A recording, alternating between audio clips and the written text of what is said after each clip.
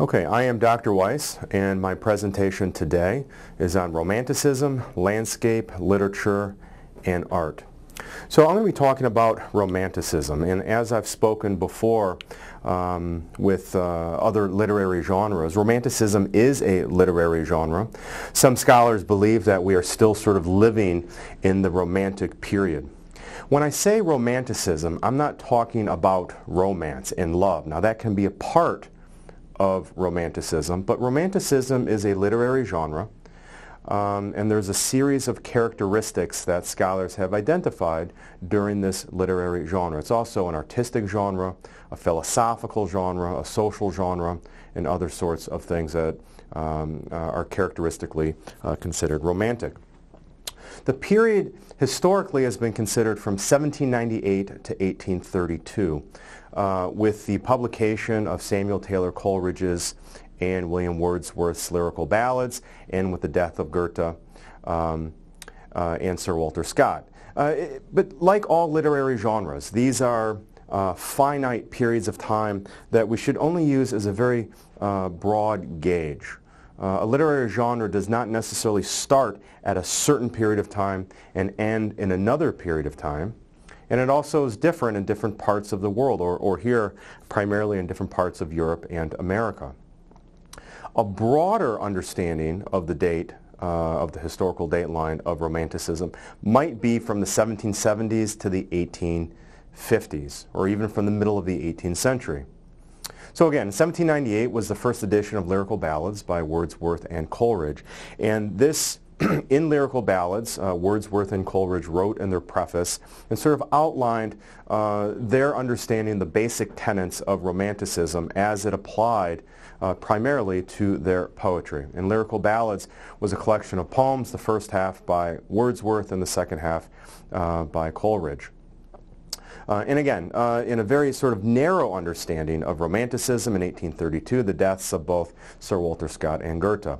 So it's a movement in art and literature in the 18th and 19th centuries.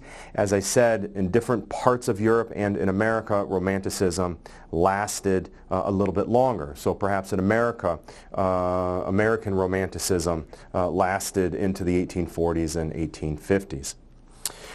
There was a revolt against Neoclassicism, and oftentimes literary genres are in reaction to, a response to, an earlier literary or philosophical and artistic movement. So it's a revolt against Neoclassicism, which is inspiration for the ancient Greeks or Romans of previous centuries, and I'm going to spend more time talking about that. We're coming from a period of the Enlightenment. And what was the Enlightenment? So in order to understand a little bit more about Romanticism, we have to understand what Romanticism is a reaction to.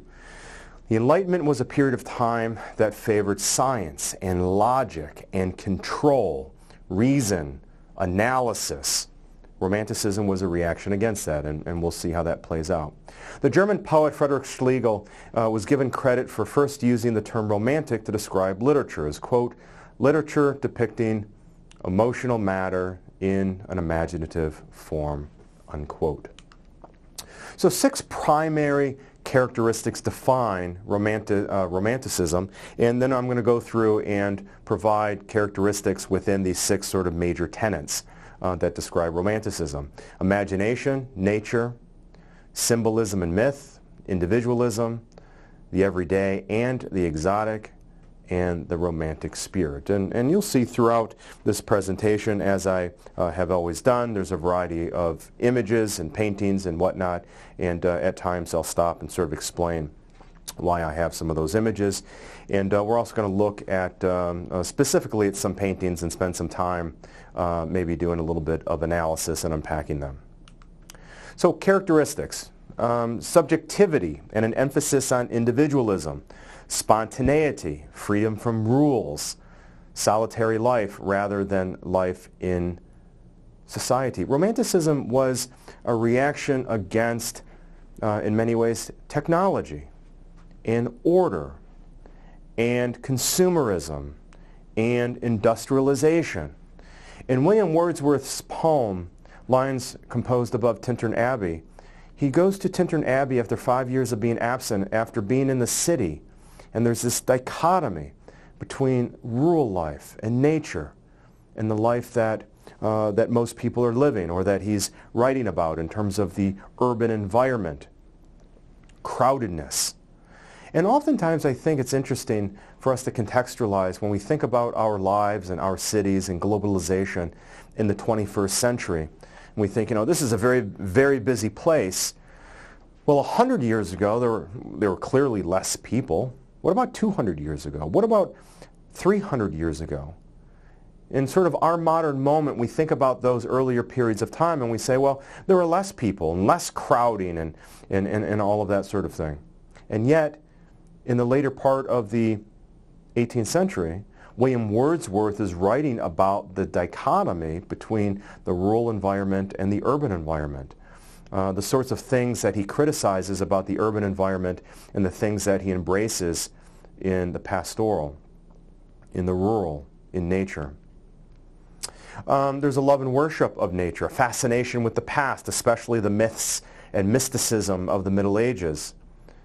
There's a revolutionary energy at core to transform not only theory and practice of poetry and all art, but the very way we perceive the world.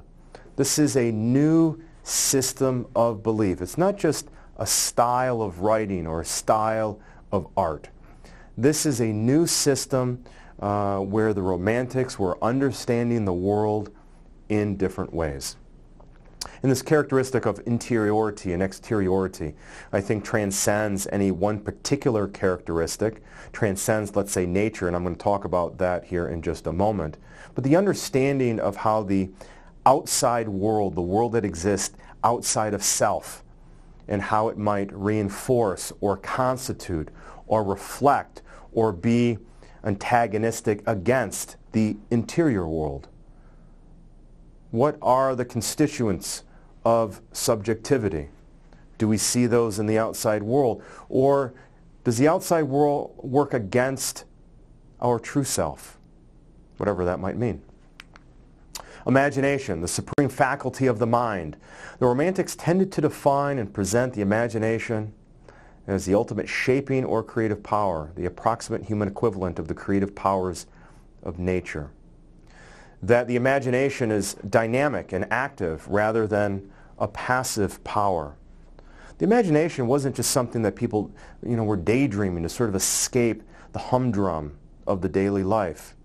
But imagination was productive and was a way through which people understood the outside world. Imagination helped constitute reality. We not only perceive the world around us, but we also create it. And imagination enables us to read nature. Oops, wrong way. Okay, what is nature? A lot of nature poetry. I mean, William Wordsworth, really one of my favorite of the Romantic poets, wrote a lot of things about nature. What about daffodils and butterflies and clouds and all sorts of different things? Nature was a work of art. It was emblematic language. For example, throughout Song of Myself by Walt Whitman, Walt Whitman being an American poet in the middle to later part of the 19th century. Whitman makes a practice of presenting commonplace items in nature like ants or heaped stones or pokeweed. Pokeweed probably grows in your garden or in your neighbor's garden. It grows about 6 feet tall, has luscious purple stem and purple berries. Just don't eat it. You will get sick. But a beautiful looking plant. As containing divine elements, and he refers to the grass as a natural hieroglyphic, the handkerchief of the Lord. So the elements of nature become a kind of symbolic language that we as subjects of nature use to interpret or try to interpret the world around us. And what is something that's symbolic? It doesn't necessarily have one meaning, but a host of meanings.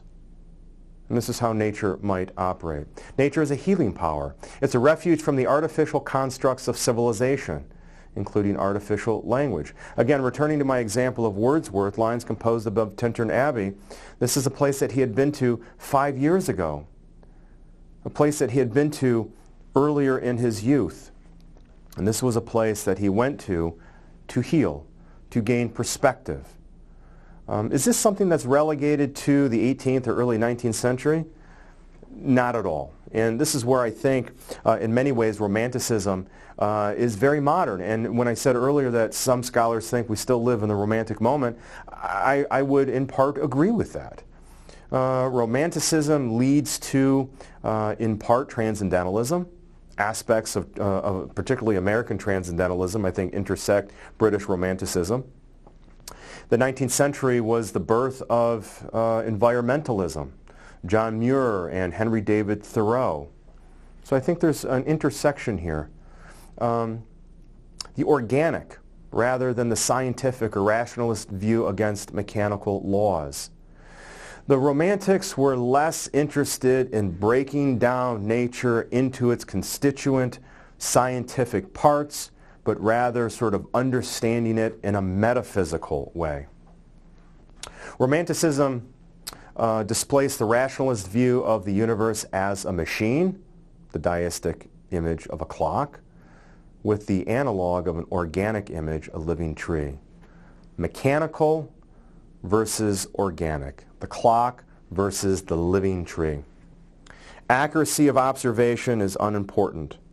Nature is meditation. And I think there's other sort of philosophical positions or philosophical schools which influence Romanticism, including Taoism. Nature is just not something that is meditative. There's a dialogic relationship, a cooperative relationship between you, the subject, the viewer of nature, and how we interact with the natural elements, with a tree, with the sky. And let me just sort of give you an example. Wordsworth says in To the Daffodils, "I wandered lonely as a cloud that floats high o'er vales and hills, when all at once I saw a crowd, a host of golden daffodils." Daffodils, a great early spring bulb. They come in yellow, they have double flowers, and by the way, deer do not eat daffodils, so great for a natural area. So what is Wordsworth doing? Wordsworth is looking at a field of daffodils, and they stretched along the margin of a line, endless as the skies, and so on and so forth. But what does he do at the end of this poem? He says, "When on my couch I lie, in vacant or in pensive mood, they flash upon that inward eye which is the bliss of solitude."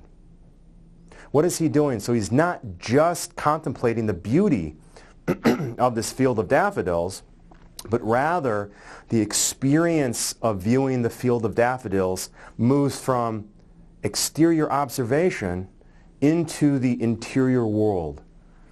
And you, the viewer, the romantic subject, can take that experience with you.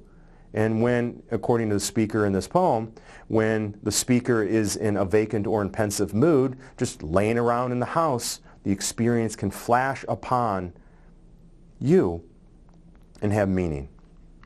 Okay. Symbolism and myth. Symbols were the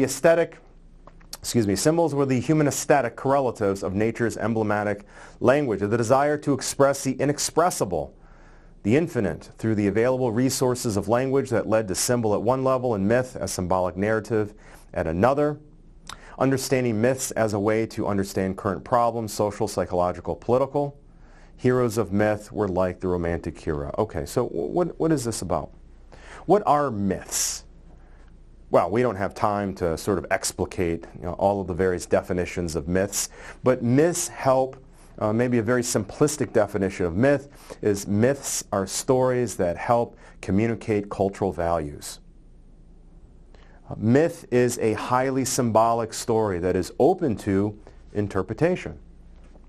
There are symbols that exist in stories of myth. And there are many myths that we are very familiar with, whether it's Greek and Roman or various stories, perhaps even in some sacred texts, or myths, let's say, of modern myths like Superman, the superhero. Superman is a kind of modern myth which corresponds to, particularly in America, the American dream about an immigrant that comes from a different land, in this case a different country, that comes to America and learns the language and learns the culture and becomes assimilated and successful. Superman is a modern myth. So Superman is a modern myth open to interpretation, and at least it used to embody various possibilities of the American dream. The Romantics look back at myths, some of the classical myths, as a way to understand cultural values, the things that were important to the Romantics at that particular moment in history, perhaps as a reaction against the things that the writers and philosophers of Romanticism saw about modernity, about modern culture. And modernity is a relative term, and I've explained this, I think, in other lectures. But when I use that term, the modern moment or modernity, I'm talking about at any given moment in history, whenever you are living, that is the modern moment. So the moment that we're living in right now is our modern moment. And 30 years from now, this is the past. Okay?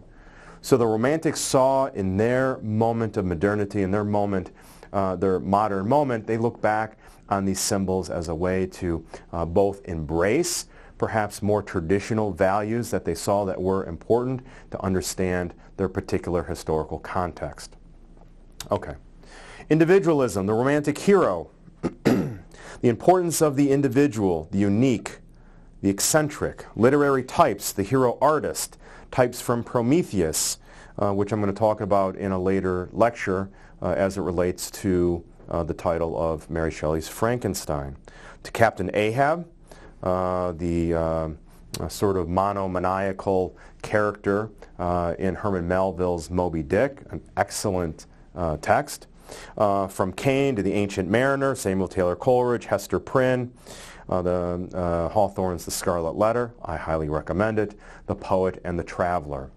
Individualism, the romantic hero. This is a figure that often appears in romantic, in the literature of Romanticism, and oftentimes we can identify with the speaker of a poem as being the romantic hero, or even the heroine of other literary texts.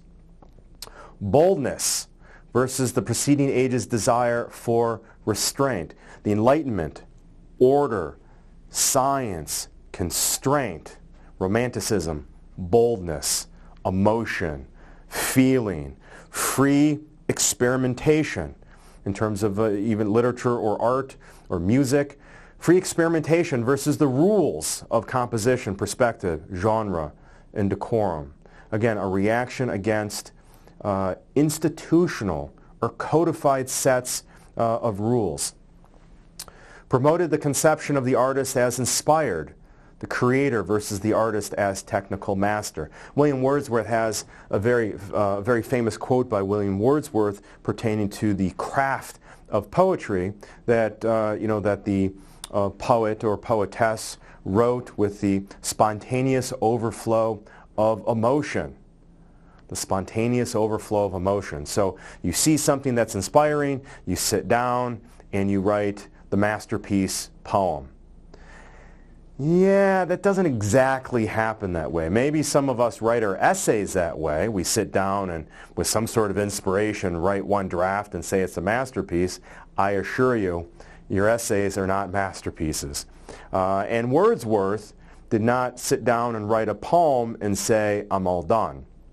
Writing, poetry, literature is a craft. It's just like any other craft or a sport, playing a musical instrument. A lot of work is put in. But this sort of embodied the romantic spirit, the spontaneous overflow of emotion.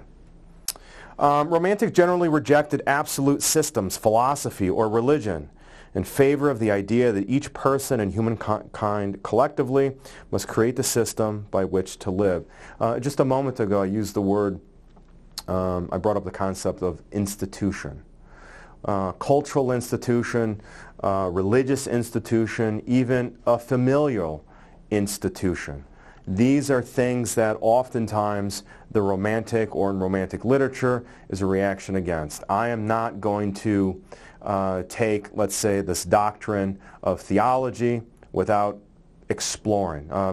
In Song of Myself, Walt Whitman, he says, I celebrate myself and sing myself, and what I shall assume, you shall assume. For every atom belonging to me is good belongs to you. And he invites you. He says, don't take this at faith. Don't take my word for it. Just come with me on this journey, and you make your own decisions about things. So the Romantics were interested in having the opportunity to make their own decisions about these various institutions, not taking things because other people or culture has accepted them historically. The everyday and the exotic, local color, down to earth characters, or what's been called Wordsworth's rustics, just people of the everyday. Farmers and peasants and those sorts of things. Everyday language, as in Emily Bronte's Northern Dialects or Whitman's colloquialisms. Popular literary forms such as folk narratives. The ideals of simplicity and innocence. And again, I think that this period of time holds so much richness, and it's so didactic for us today. Innocence, simplicity. There are movements today like mindfulness and small houses, although small houses is sort of an interesting movement.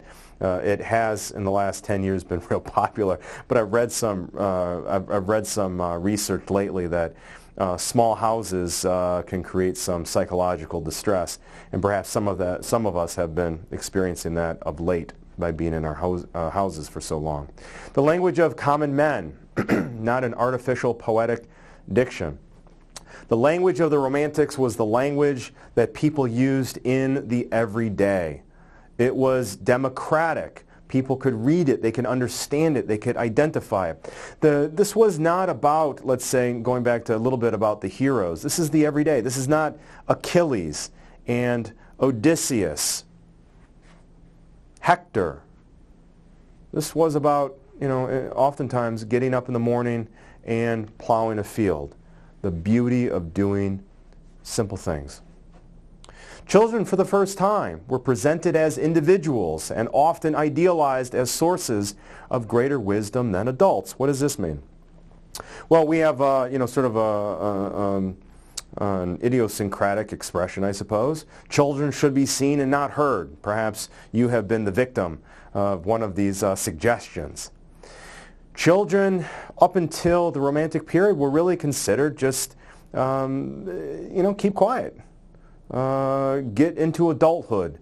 And when you get into adulthood, you are rational, you can think, you're a critical thinker, all of those sorts of things. Children were messy and bold and nonconformists and all of those sorts of things.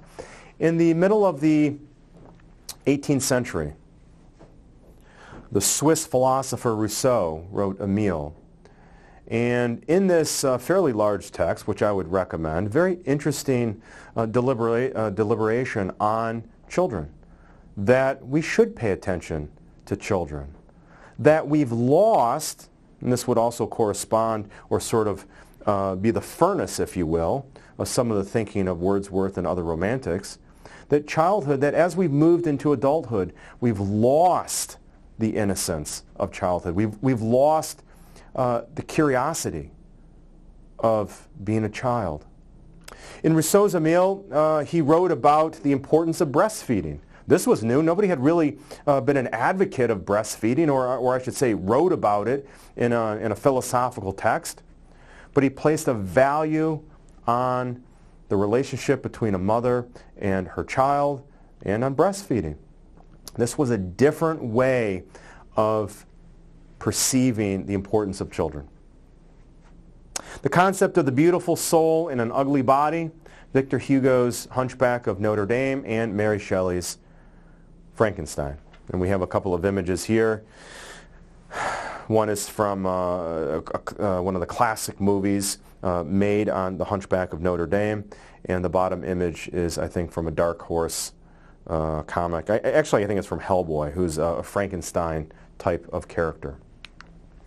The Romantic spirit, the growth of nationalism. I mean, what things were going on during this, during the Romantic period? Well, there are two sort of major revolutions that come to mind: the American Revolution and the French Revolution. So the Romantic spirit, a reaction against institution, against oppression, against monarchy, against colonialism. The revolutionary energy underlay the Romantic movement, affected not just literature, music. Consider the rise of Romantic opera to painting, from sculpture to architecture. Geographically significant, spread eastward to Russia and westward to America. And in America, the great landscape painters, particularly those of the Hudson River School and the utopian social colonies in the 19th century, are manifestations of the Romantic spirit. Let's take just for a moment and look at some pretty pictures. I think they're pretty pictures. I mean, we're talking about nature and how important it is to go out in nature and contemplate and meditate and sort of appropriate or adopt or swallow the experience that one would have to utilize later. Landscape. How are Enlightenment or even Romantic philosophies embedded in and embodied in the cultural discourse of landscape? And I say not just in landscape planting, but landscape is a kind of discourse. If we look at landscape plantings, styles from the Enlightenment, there are some things that we notice. Here we have the Hanbury Hall and Gardens, 1701, England. Versailles, France, early 17th century. If anyone has an opportunity to go to Versailles, maybe we could travel again one of these days. Versailles is a beautiful place to go and visit.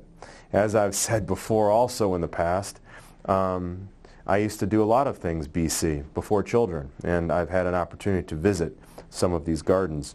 Washington Old Hall in England. What do we notice about these things, about these gardens?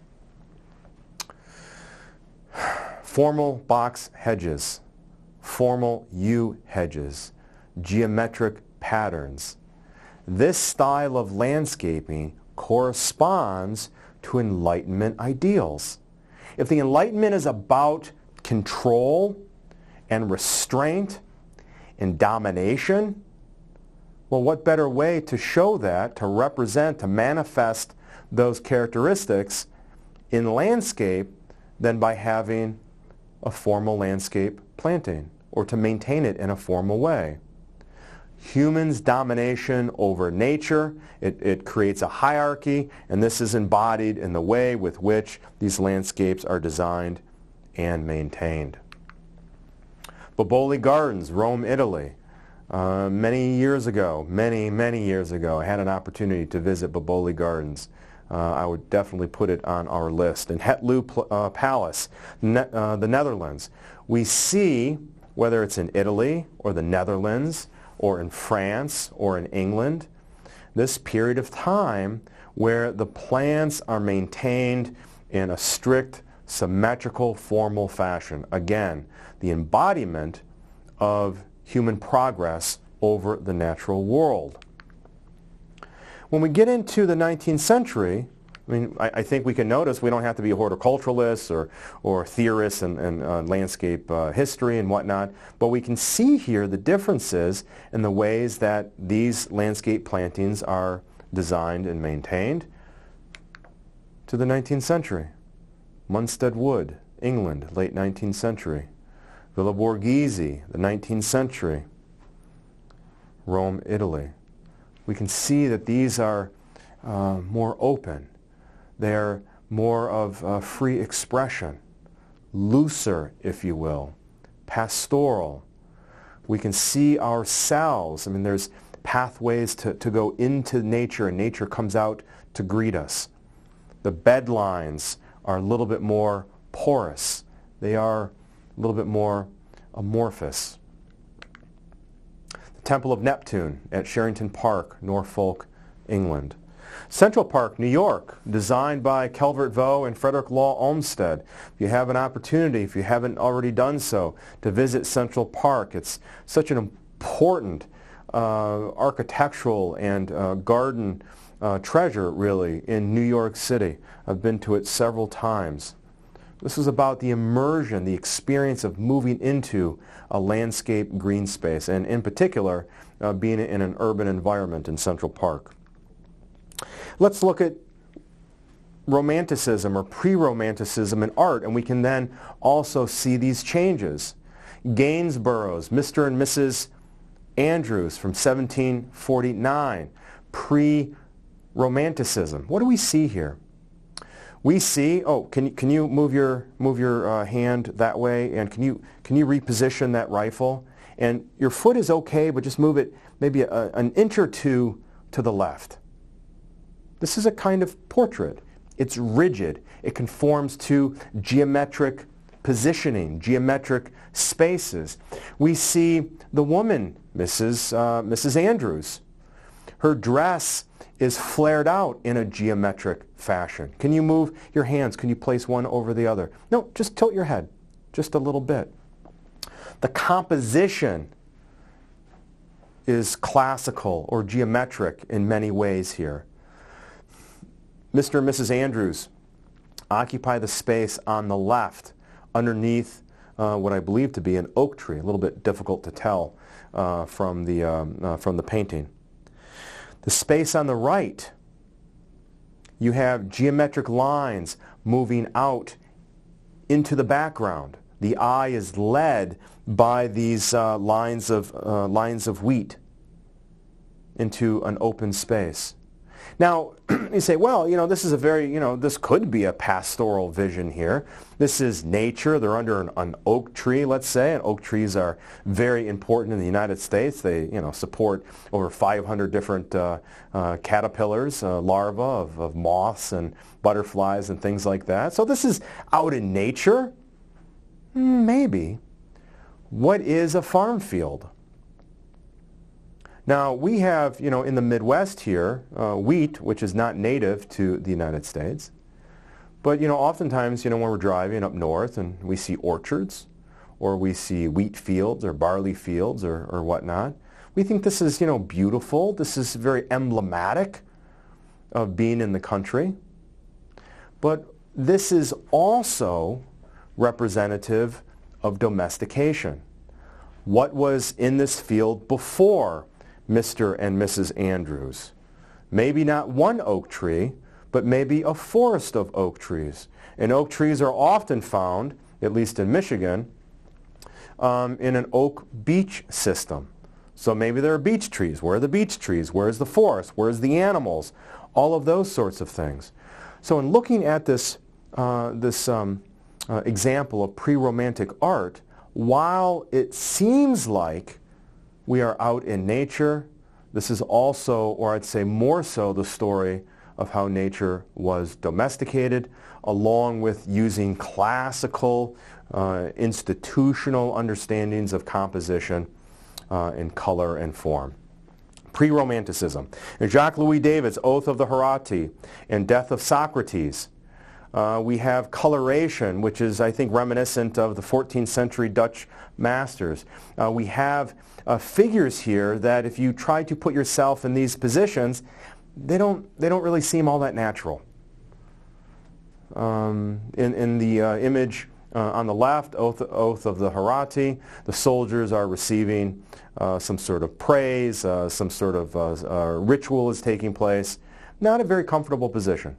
These are statues, these are memorials, if you will. The Death of Socrates, the man in the center whom the light is sort of illuminating, a kind of divine light perhaps. His hand is very much in a geometric form. This is a still life. It doesn't really have, I would argue, a lot of life to it. Everybody freeze, let me paint. Romanticism and art. Classic example, and I'm going to return to Henry Fuseli, but The Night Hag Visiting the Lapland Witches, 1796. Pygmalion and Galatea, 1819. And Pygmalion and Galatea is really one of my favorite stories in Greek mythology and Greek literature. Believe Pygmalion and Galatea come from Ovid's Metamorphosis, and this is about the celebration of art, about how the sculpture that one desires to love and desires to be loved back, how art becomes life, and how that life is central to living. So again, myth and symbolism, looking back, and how to utilize those mythic stories in the current cultural and historical moment in Romanticism. So Henry Fuseli, and I believe at one point, and maybe it's still the case, that this painting was at the Detroit Institute of Art. The Nightmare, 1741 to 1825. This is a classic example of romantic art. We have a woman here in the center, in the foreground. She's dressed in white. She's wearing her night clothes.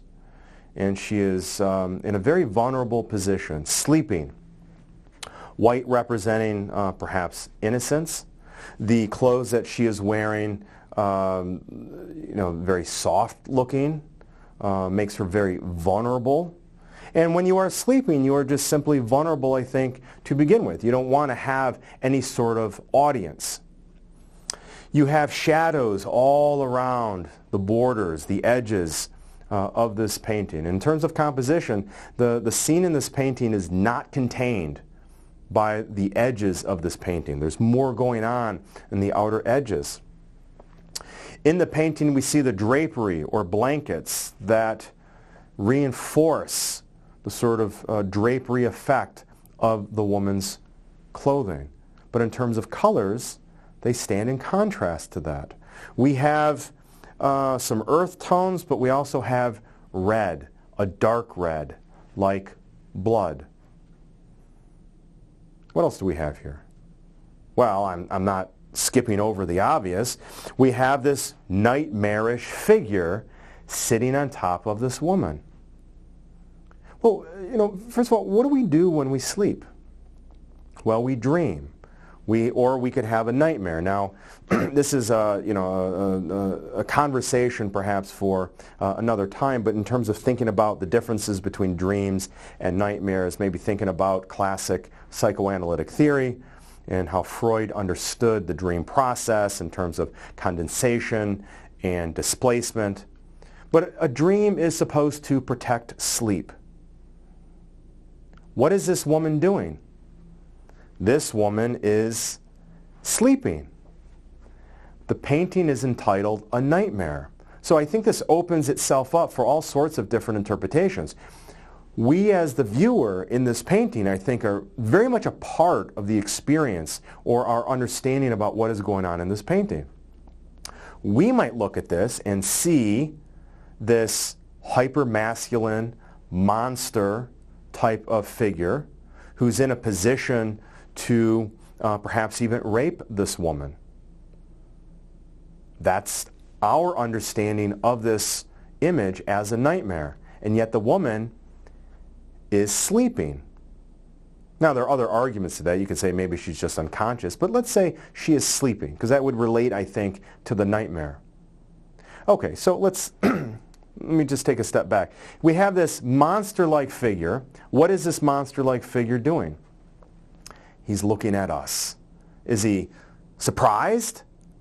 Is he worried that he's doing something that is transgressive? No. The figure is very unself-conscious. Almost as if we came upon this scene, and by the way, how did we come upon this scene? And the figure was on this woman going to do something, violent, rape, assault, something, and the figure just turned and looked at us, not really caring. So I think that's sort of interesting, right? What does this figure represent? Perhaps this is an aberration of sexual energy, sexual potency, of masculinity. Going back to my earlier comment, if this is the nightmare, perhaps that is our understanding of what this painting is as a nightmare, but as a dream, the woman is still asleep. Rather than being something bad that is going to happen, we could even make the argument that this is a kind of fantasy. Now, we all don't have to agree with me on that, but again, different ways of understanding this. What are we dealing with here? Well, this is the Romantics were pre-Freudian. Freud comes into the comes into the picture in the later part of the 19th century. This is a pre-Freudian age. We live in a post-Freudian age. You know, we use terms like defense mechanism and ego and id and unconscious, and most of the time we're not using them correctly. But we understand those sorts of things. We are dealing with the human mind. We are dealing with chaos, the unconscious, things that are against Enlightenment ideology, like restraint and order and science. And so this is really a great example of Romantic painting and Romantic philosophy of Romanticism. And we didn't even have a chance to talk about the horse and what the horse is doing, and where the rest of the body is, and all of those sorts of things. But really a fantastic and very rich painting to think about. Caspar David Friedrich's Wanderer Over the Sea of Fog, and this is one of the front pieces or back pieces to at least one version of Mary Shelley's Frankenstein that I've seen. The individual hero. We see the back of the wanderer in the foreground here, with the darkness of the rock looking out over the landscape. What is the landscape? It could be the human mind. It could be nature untamed. That maybe in the Enlightenment we had this sort of false understanding that we could contain nature in some ways. But here the Romantics understood nature as something that was beautiful but dangerous. You know, what was underneath the placidity of the ocean? Mystery, right? We don't see the face of the wanderer. Why is that? Perhaps because we are seeing this as a sort of first person. We put ourselves in the position of the wanderer. That is not the wanderer standing on this rock, contemplating the sublime of nature, but it is us in this position. So another excellent example of Romantic painting. John Constable, the Hay Wain. This, to me, this beautiful image here might accompany Wordsworth's lines composed above Tintern Abbey. This farm, this pastoral image, the sky, the trees, really a kind of paradise, which stands in contrast to consumerism, industrialization, secularism, and technology. Goya, The Sleep of Reason Produces Monsters, again a very famous painting, speaking to the sort of chaos of the period, the chaos of the human mind. Theodore Géricault's The Raft of the Medusa, 1819, another excellent example of Romantic painting. Thomas Cole's Moonlight. And Thomas Cole, English painter, but really considered an American painter. Moonlight, we can see these, part of the Hudson River School, part of these large landscape canvases of nature. And oftentimes in his paintings, we see very diminutive figures in the foreground or middle ground. The sort of overwhelming feeling of nature and what really a small part of the world humans actually occupy. J.M.W. Turner's Shipwreck of the Minotaur, 1793. Okay, and this is the end piece. This is a painting that has accompanied John Keats' La Belle Dame sans Merci, a very famous Romantic poem. So we will conclude there. Thank you.